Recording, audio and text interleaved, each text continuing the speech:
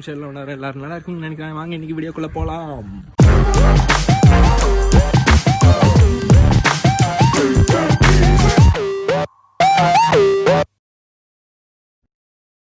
Riding gloves கிமிட்டார் பிராண்டில் இருந்து.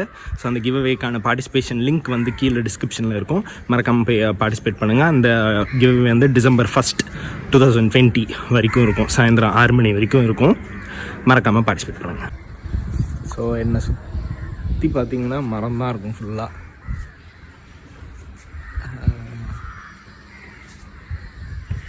So 2 நாளாக செம மழை, வெளியவே வர முடியல. அந்தளவுக்கு மழை, வண்டியை கூட எடுக்கவே முடியல. இப்போவும் பார்த்திங்கன்னா அங்கங்கே கொஞ்சம் பிளாக் க்ளவுட்ஸ்லாம் மேலெலாம் இருக்குது.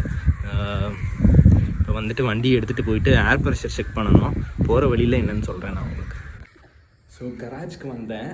வண்டி எடுக்கிறதுக்கு முன்னாடி இந்த கோப்ரோவில் பார்க்குறீங்கள, புதுசாக ஒரு செட்டப் பண்ணியிருக்கேன். நான் இந்த ஒட்ட வைக்கிறது இல்லை, இது ஆல்ரெடி ஒரு 3 ஹிஞ்சு போட்டு ஒரு ஹூக் மாதிரி ஒன்று இருக்கும். அதில் தான் வந்து இந்த கோப்ரோவை வந்து நான் மவுண்ட் பண்ணியிருப்பேன். இப்போ வந்து அந்த 3 ஹூக்கை வந்து நான் கழட்டிட்டேன் அந்த ஸ்டாண்டை.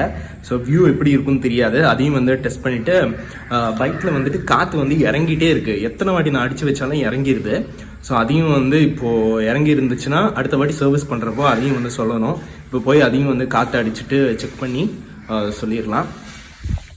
ஸோ அதுக்கப்புறம் பார்த்திங்கன்னா இந்த இண்டிகேட்டரில் வந்து ரைட்டில் போட்டுட்டு நான் சென்டர் அமுத்தினா அமுத்தவே முடியாது.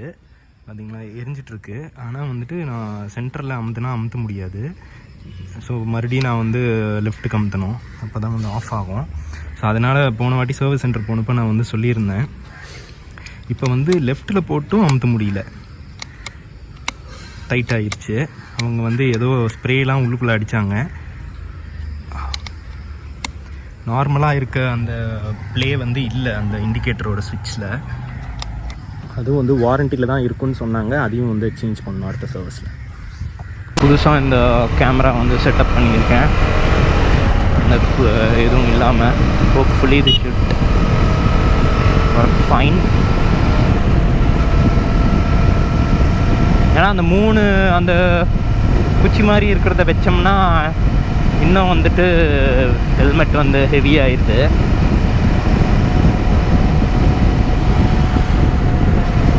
ஸோ ஆல்ரெடி நம்ம இன்டர்காம் சிஸ்டம் வேறு சைடில் மாட்டுறோம். அதனால் இன்னும் கொஞ்சமும் வெயிட் வந்து ஆட் ஆயிரும். நான் இப்போதைக்கு இந்த கோப்ரோட மைக் அடாப்டரை வந்து ஒரு செல்லோ டேப் போட்டு தான் ஒட்டி வச்சுருக்கேன். கழண்டு விழுந்துட்டுருக்குது. அதுக்கு பர்மனெண்ட்டாக ஏதாச்சும் ஒரு சொல்யூஷன் பண்ணணும். ஸோ சப்போஸ் இந்த ஃபுட்டேஜ் வந்து நல்லா இல்லை, இந்த ஆங்கிள் வந்து நல்லா இல்லைன்னா கமெண்ட் பாக்ஸில் சொல்லிடுங்க. நான் வந்து மறுபடியும் பழைய மாதிரியே போட்டுறேன். ஏன்னா பழசு இதில் பார்த்தீங்கன்னா பழைய வீடியோஸில் அந்த சிக்மங்களூர் ரைட்லலாம் பார்த்தீங்கன்னா வந்துட்டு ரொம்ப கிட்ட இருக்க மாதிரி இருந்துச்சு. இந்த மொத்த என்டையர் வியூ வந்து தெரியல. இத்தனைக்கும் நான் வைட் ஆங்கிளில் தான் வந்து கோப்ரோ வந்து செட் பண்ணியிருந்தேன். இப்போ கோப்ரோவில் வந்துட்டு 3 வியூ இருக்குது, wide, medium, wide, super view அப்படின்ட்டு இருக்குது. சூப்பர் வியூன்னு போட்டுட்டோம்னா இந்த சைடு எல்லாமே வந்துட்டு கொஞ்சம் ஸ்பெரிக்கலாக தெரிய ஆரம்பிச்சிடும் வைடுங்கிறனால. அதனால சூப்பர் வியூ வைக்கிறதில்ல, யாருமே வைக்க மாட்டாங்க, வைடில் தான் மோஸ்ட்டாக வைப்பாங்க. காற்று வந்து ரொம்ப குறைஞ்சி போயிடுது. ஆனால் வந்துட்டு டயரில் வந்து புது டயருங்கிறனால அமுங்கவும் மாட்டேங்குது நம்பி பார்த்தாலும். ஸோ அதனால் வந்துட்டு செக் பண்ணிகிட்டே இருக்க வேண்டியதாக இருக்குது. எனக்கு மட்டும் இல்லை நிறையா KTM ஓனர்ஸ்க்கு வந்து அந்த மாதிரி வருது. ஐ மீன் KTM Adventure ஓனர்ஸ்க்கு வந்துட்டு. ராயல் என்ஃபீல்டு அங்கிள், ஃபோனை பேசிகிட்டே போகாதீங்க. இண்டிகேட்டர் பிரச்சனையும் சால்வ் பண்ணணும். ஏன்னா திடீர்னு மறந்து போயிடுது அந்த சென்டர் ஒர்க் ஆகாதுன்ட்டு. நார்மலாக அமுக்கிற மாதிரி நானும் போட்டு அமுத்திட்டே இருக்கேன், ஆஃப் ஆக மாட்டேங்குது. இது 29 வைங்கண்ணா.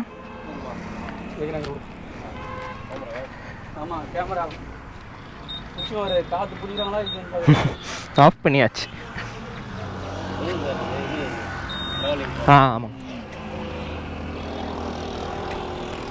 எவ்வளோ இருக்குது முன்னாடி?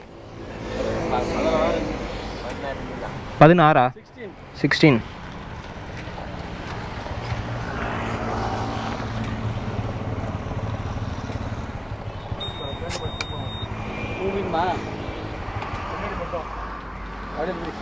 முப்பதுண்ணா பின்னாடி.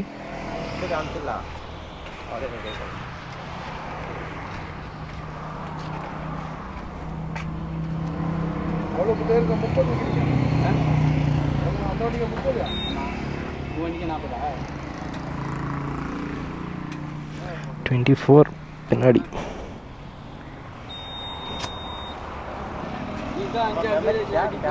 எதுனா சேனல் இருக்குண்ணா, யூடியூப் சேனல் இருக்கு. ஃபோன் வச்சுருக்கீங்களா? எடுங்க.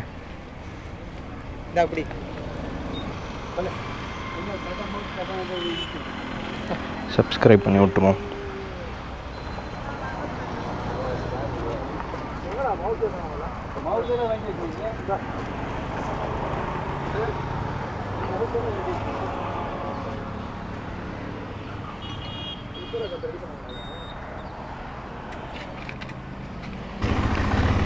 வந்ததுக்கு காற்றும் அடித்தாச்சு, ஒரு சப்ஸ்கிரைபரையும் பிடிச்சாச்சு.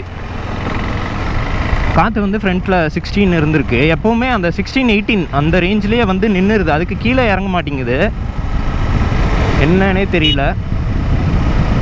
ஸோ அவ்வளோதான், இந்த வண்டியை கொண்டு போய் விட்டுட்டு அடுத்தது ப்ளஷரில் கொஞ்சம் ப்ராப்ளம் இருக்குது தங்கச்சியோட வண்டியில், அதுவும் வந்து செக் பண்ணணும். ஸோ ப்ளஷர் எடுத்துகிட்டு வந்தாச்சு. இதான் ஈஸ்ட் கோஸ்ட் ரோடு. எல்லா வீடியோவிலும் இதே ரோட்டில் தான் போயிட்டுருக்கணும். ஏன்னா நாங்கள் கல்பாக்கம் அந்த மெயின் ஏரியாவிலேருந்து கொஞ்சம் தள்ளி இருக்கோம், ஒரு 9-10 கிலோமீட்டர்ஸ் தள்ளி இருக்கோம். ஸோ அதனால் வந்து என்ன ஒரு விஷயம்னாலும் அங்கே தான் போகணும். பேட்ரி வந்து ஆமரான் பேட்ரி தான் இதுக்கு போடலான் இருக்கேன். என்னோடய R15 கூட அதான் போட்டிருக்கேன். ஸோ இந்த வண்டியில் வந்துட்டு பேட்ரி போயிடுச்சுன்னு நினைக்கிறேன். எங்கள் அப்பா கடைசியாக வாட்டர் வாஷ் பண்ணுறதுக்கு முன்னாடி வரைக்கும் மட்டும் ஆன் ஆகிருக்கு. அதுக்கப்புறம் வந்துட்டு செல்ஃப் ஸ்டார்ட் வந்து எடுக்கலை. ஸோ அதனால் வந்துட்டு போய் பார்க்க சொன்னார். போய் பார்த்துட்டு என்ன ப்ரைஸ்னு பார்த்துட்டு மாற்ற முடிஞ்சால் மாற்றிட வேண்டியதான். இருந்துச்சுன்னா பேட்ரி தான் போயிருக்குன்னு நான் நினைக்கிறேன். ஏன்னா கடைசியாக எப்போ பேட்ரி மாற்றினாங்கன்னு எனக்கு சுத்தமாக ஞாபகம் இல்லை, ரொம்ப வருஷம் ஆயிடுச்சு பேட்ரி மாற்றி. ஸோ இந்த வண்டி வந்துட்டு 2007 2008 நினைக்கிறேன். 2008 வந்து வாங்கினது. இப்போ 12 இயர்ஸ் ஆயிடுச்சு. இப்போ இதுக்கு வந்து 20 ரூபாய்க்கு பெட்ரோல் போட்டுட்டு நாங்கள் சுற்றி இருக்கோம் இந்த வண்டியில். 20 ருபீஸ் தான், அதுக்கு மேலெலாம் வந்து போட மாட்டோம். நான் வந்து டியூஷன் போனது, என் தங்கச்சி டியூஷன் போனது, அதுக்கப்புறம் என் தங்கச்சி ஸ்கூல் முடிச்சுட்டு அவள் காலேஜுக்கு எடுத்துகிட்டு போயிட்டா. காலேஜில் ஒரு 3 இயர்ஸ் கிட்டே இருந்துச்சுன்னு நினைக்கிறேன். 2-3 இயர்ஸ் இருந்திருக்கும் காலேஜில். அதுக்கப்புறம் நான் என்னோடய மாஸ்டர்ஸ் பண்ணுறப்போ கோயம்புத்தூர் பிஎஸ்ஜி அங்கே எடுத்துகிட்டு போயிட்டேன். அங்கே கொஞ்ச நாள் ஒரு 1 இயருக்கு மேலே ஓடிச்சு அங்கே கொஞ்சம். இந்த மாதிரி எல்லா இடமும் போயிட்டு சுற்றிட்டு இருக்குது இந்த வண்டி. அப்போ வந்துட்டு 2008 வாங்குறப்போ வந்து இந்த வண்டியோட ப்ரைஸ் வந்து பார்த்திங்கன்னா ஒரு 35க்குள்ளே தான் இருந்திருக்கும். பாண்டிச்சேரியில் எடுத்தாங்க. இப்போ வந்து பார்த்திங்கன்னா இதே ப்ரெஷர் வந்து முன்னாடி இருந்தப்போ ஹீரோ ஹோண்டா, இப்போ வந்து ஹீரோவாக மாறிடுச்சு. இப்போ வந்து இதே மாதிரி ப்ரெஷர் வந்து ப்ரைஸ் வந்து பார்த்திங்கன்னா 60+ கிட்டே இருக்குதுன்னு சொன்னாங்க. எனக்கு தெரியல கன்ஃபார்மாக என்னன்ட்டு. எல்லோரும் வந்து கேட்பாங்க இருக்கிறதுலே கம்மியாக எழுது ஏதாச்சும் ஒரு ஆட்டோ கியர் வண்டி சொல்லு அப்படின்னா ஹீரோ ஹோண்டா ப்ளஷர் வாங்க கம்மியாக தான் இருக்கும். சரின்னு அவங்களும் போய் பார்த்துருக்காங்க. போய் பார்த்தா அது வந்துட்டு 65+ ஆகுது அதுவே. இப்போ எல்லா ப்ரைஸஸுமே ஏறிடுச்சு. எனக்கு சுத்தமாக ஐடியா இல்லை இப்போ எவ்வளோ இருக்குன்ட்டு. ஸோ நாங்கள் வாங்கினப்போ வந்து 35,000 கிட்ட தான் இருந்திருக்கும், அதுக்குள்ளே தான் இருக்கும், அதை விட கம்மியாக தான் இருந்திருக்கும், ஆர் அந்த ப்ரைஸ் ரேஞ்சுக்குள்ளே தான் இருந்திருக்கும். இப்போ வந்து ரொம்ப அதிகமாகிடுச்சு. மைலேஜும் வந்து பார்த்திங்கன்னா டீசெண்டான மைலேஜ் வரும். இப்போ இதில் இந்த வண்டியில் வந்து மைலேஜெல்லாம் கால்குலேட் பண்ணுறதே இல்லை, இஷ்டத்துக்கு ஓட்டுறது. பெட்ரோலை போட்டுட்டு ஃபுல்லாக சுற்றுவோம். நைட்டு காலையில் பேஸ்கெட் பாலுக்கு போகிறது, சும்மா எங்கேயாச்சும் சைக்கிள் மாதிரி யூஸ் பண்ணிகிட்ருப்போம் இந்த வண்டியை. பால் வாங்க போகிறதுக்கு சும்மா அப்படியே அந்த எங்கள் வீட்டிலேருந்து கடைக்கு போனோம் அப்படின்னா வந்து சைக்கிள் வந்து பஞ்சர் ஆகிற அடிக்கடி வெயிலே நிறுத்தி வச்சுருக்கனால. அதனால கடைக்கு போனோன்னா இதை தூக்கிட்டு போயிடுறது. டேரெக்டாக நான் வந்து பேட்ரி கடைக்கு போயிட்டு சொல்கிறேன் என்னன்ட்டு. ஸோ இங்கே வந்துட்டேன். கடையில் வந்து கூட்டிகிட்டு போயிட்டாங்க. அந்த நம்பருக்கு வந்து கால் பண்ணியிருக்கேன். இப்போ வருவாங்க, வந்ததுக்கப்புறம் தான் செக் பண்ணணும். அப்படின்னா கல்பாக்கம் VCR ரோடு கிட்டே இருக்குது.